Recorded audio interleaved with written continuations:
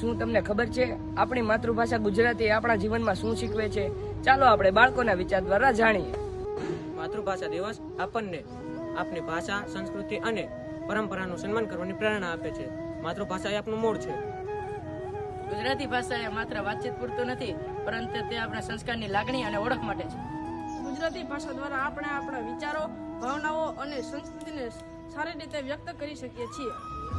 શું તમને ગુજરાતી ભાષાનું મહત્વ ખબર છે?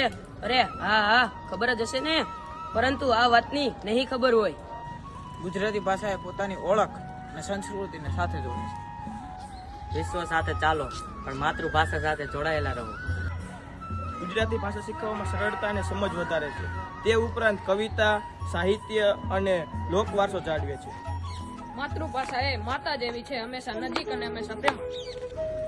ભાષા બચાવો, સંસ્કૃતિ બચાવો, માતૃભાષા તેમનું ગૌરવ છે.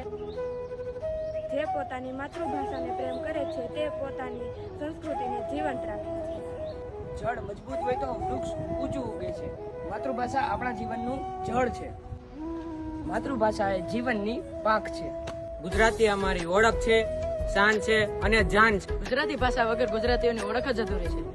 માતાની મમતા, સંસ્કૃતિની સુગંધ અને પરંપરાનો વારસો. હું ગુજરાતી છું અને મને મારી ભાષા પ્રિય છે.